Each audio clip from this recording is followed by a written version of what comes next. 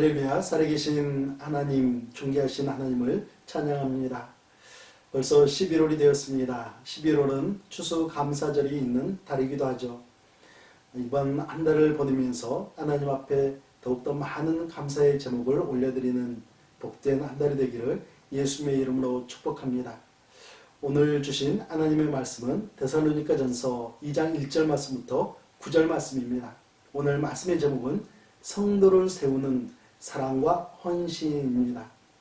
데살로니가 교회에는 세 가지 특징이 있습니다.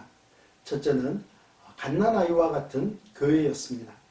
사도 바울이 3개월 정도의 짧은 기간 동안 자비랑 선교를 하면서 세웠기 때문에 충분한 가르침을 줄 수가 없었던 교회였습니다. 두 번째로는 핍박이 있던 교회였습니다. 유대 교도들로부터 많은 핍박과 차별을 받은 교회였죠. 셋째로는 고아와 같은 교회였습니다. 유대인들이 불량배들을 데려와서 사도 바울을 잡으려고 하자 성도들은 바울을 급하게 베레아로 떠나보내게 되죠. 다시 돌아오겠다라는 약속을 했지만 돌아오지 못하고 말았습니다. 영적 아버지가 떠나버린 교회, 고아와 같은 교회였습니다. 여러분, 앞으로 2주 동안 데살로니가 전후서를 살펴볼 텐데요. 우리가 주목해야 할 것은 첫째는 사도 바울이 어떻게 수고했는지를 살펴보면서, 둘째는 짧은 시간 동안이지만 복음을 배웠던 데살로니가 성도들의 반응에 주목하면서 함께 은혜를 나누고자 합니다. 1절 말씀입니다. 형제들아, 우리가 너희 가운데 들어간 것이 헛되지 않은 줄을 너희가 친히 아나니. 사도 바울은 데살로니가에서의 사역을 회고하면서 헛되지 않았다라고 평가를 내리고 있습니다. 짧은 3개월 동안의 사역이었지만 복음을 들은 성도들이 복음의 열매를 맺어냈다라는 것이죠. 4절 말씀을 보면 오직 하나님께 옳게 여기심을 입어 복음을 위탁받았으니 우리가 이와 같이 말하면 사람을 기쁘게 하려 함이 아니요 오직 우리 마음에 감찰하시는 하나님을 기쁘시게 하려 함이라. 아멘. 사도 바울과 그의 동력자들은 복음을 전하는 목적이 분명했습니다. 자신의 명예를 위해서도 아니고 다른 사람들의 기분을 맞춰주기 위해서도 아니었습니다.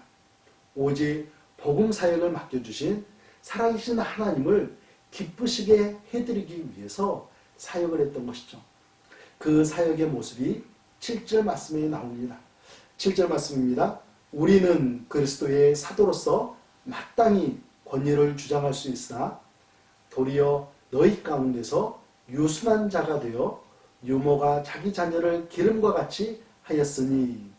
여러분, 아버지의 권위, 선생님의 권위, 목사님의 권위, 대통령의 권위, 이런 권위는 나쁜 것도 아니고 잘못된 것도 아닙니다.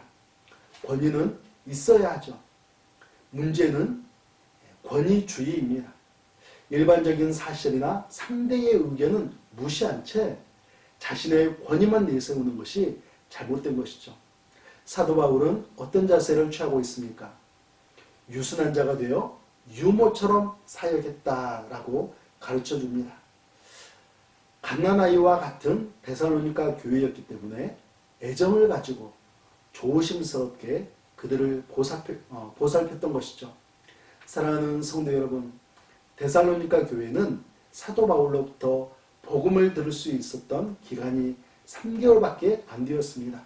그럼에도 불구하고 사도 바울은 헛되지 않았다라는 칭찬을 남겨놓고 있습니다.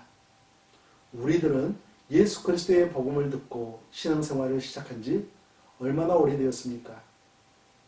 우리도 우리에게 복음을 들려주었던 친구나 선생님, 목사님, 부모님이 계실 텐데요.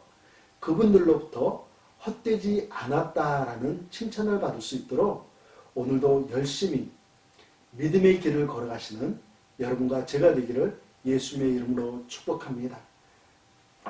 기도하겠습니다. 살아계신 하나님 아버지, 은혜를 감사를 드립니다.